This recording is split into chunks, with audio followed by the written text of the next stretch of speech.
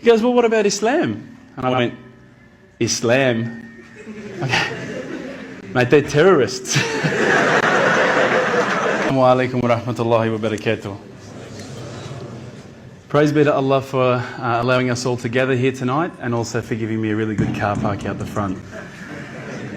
Basically tonight I wanted to talk a little bit about my way to Islam. My dog died, which I was particularly upset about. I love that dog. And sadly I had a friend pass away. He had cancer, and I watched him slowly die over the period of about 8 months. I think at that stage I started to think to myself, is this really all there is? Is this all there is to life? We're born, we eat, watch TV, die, that's it? I was pretty unsatisfied with that explanation, so I guess I started a holy quest, and I started thinking, I'm going to find out for myself what the real truth is. The truth for myself anyway. So I went and spoke to my friend, this religious Christian friend of mine, and I said, look, I've investigated all the religions and I can't find what I'm looking for. And he said to me, well, what have you investigated? And I said, oh, well, look, I've investigated Christianity, I've investigated this ism, this, that, all the isms. And he said to me, you've actually missed out one. I said, no, I don't think so. I think I pretty much covered everything. He goes, well, what about Islam? And I went, Islam? Okay. Mate, they're terrorists. I'm not going to investigate Islam. They're crazy, no way, you know. But lo and behold, alhamdulillah, I found myself walking into Preston Mosque one day. I was very nervous parking my car in the car park. I thought it might explode. I walked in through the doors. I looked around. There was hardly anyone around. I thought, good.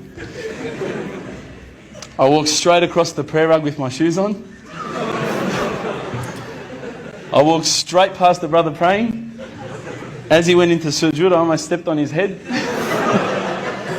I had no idea, right? I walk across and I stopped. Abu Hamza came out of a door. That's the brother who just introduced us before, Samir. And I thought, this is it. I'm about to die. I was not used to this level of hospitality, I should say. I'm not sure, I don't want to offend anyone again, but as an Australian, if you offer someone a cup of tea and they say no, you go, okay. These guys wouldn't take no for an answer. Would you like a cup of tea, bro? No, thanks, bro. Are you sure? No, I'm right. Are you sure, bro? I'll go get one. No, I'm right, bro. No, I'm getting one anyway. Sure, look, I'll just get you one, right? No worries, I'll get you one. All right, man, I'll take the tea, you know? Subhanallah. But anyway, as I say, we get back to the questions I was asking the brothers. Now, what I'd found with a lot of the other churches and people that I'd spoken to, religious leaders, was that when I asked a question, they would quite often just say, your answer is this. I'd say, oh, okay, that's pretty good. When I was sitting down with the brothers from the mosque, when I would say, listen, I don't understand this, what about this? They would never just answer from their opinion. They would always pick up the Qur'an, they would open it up, and it would be like, they're like human indexes. They would just, bang, page 142, read this.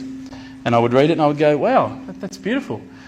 And I would say, look, you know, where's all this part about killing people and blowing up cars? And I don't see that. Is it somewhere towards the back that I haven't read it yet? You know, I can't find it. You know, I haven't quite gotten up to that bit yet. And they said, no, we'll talk to you about what we know, and then we'll tell you what the media says. Now, but they really cared, and I could see it in their eyes that it wasn't something like, you know, if you go to a church, you need to donate, or, you know, we're looking for money from you. These guys really cared, and it intrigued me. I thought, how can they care so much about something? It blew me away.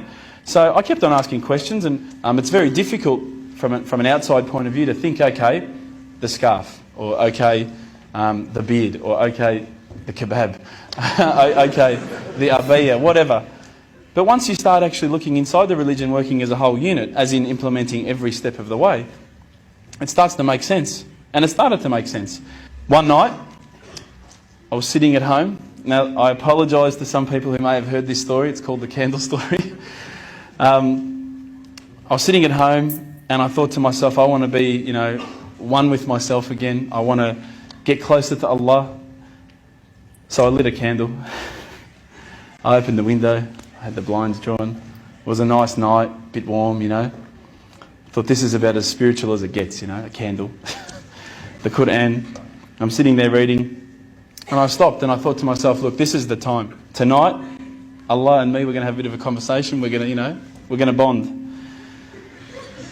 All I need from you, Allah, is just a sign.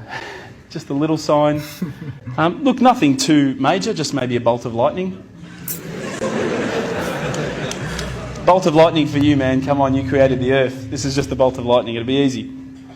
So I sat there and I went, okay, go. And I swear to you, nothing happened. Absolutely nothing. I was really disappointed. I said, Allah, this is your chance. I'm here, I'm asking you. Where's my sign? So I thought, look, I'll keep reading Quran and I'll talk to the brothers. I'll say that I spoke to Allah and He didn't answer me. Didn't even get an answering machine, nothing. So I turned the Quran, turned to the next page where I'd finished off. SubhanAllah, the very next verse that I read, for those of you who ask for signs, have we not shown you enough already? Look around you at the skies, the stars, land. I was just in shock. I couldn't believe that I'd been so arrogant to ask for my own specific sign when the signs had been around me all the time. There's a creator because there's a creation. So I closed the Quran. I had the best night's sleep, I got to tell you. I went straight to the mosque the next day. Alhamdulillah, Abu Hamza was there again. I said, Abu Hamza, this is what's happened to me. He said, that's it, you become a Muslim today.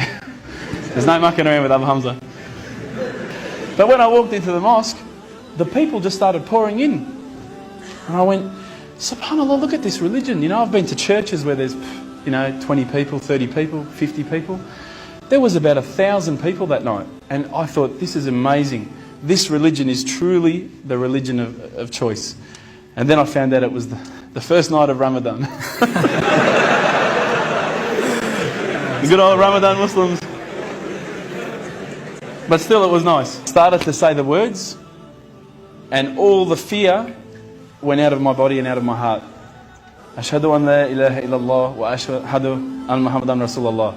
And I felt like a shower had been turned on and my whole body had been flushed clean. And trust me, I needed to be flushed clean. I was standing up there. All the brothers started yelling out, Takbir, Allahu Akbar. I thought I'd done something wrong. So I stood back a bit and they started coming towards me and I thought, oh no. I'm pretty sure I said what he said. And they started hugging me and kissing me. Now I had never been hugged and kissed by that many men in my life. I went home with such a beautiful feeling because I knew at that stage that I had a clean slate. It was my chance now to start again, to forget about the drinking, to forget about marijuana, dope, whatever, anything else I'd done in the past and to start doing good things. If you haven't felt the feeling that I'm talking about, I sincerely hope it happens to you at one stage in your life.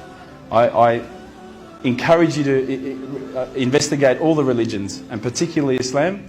I would say that one of my favourite verses, I'll end with this verse, is a particular verse that says, let there be no compulsion in religion because the truth stands clear from error. Assalamu alaikum.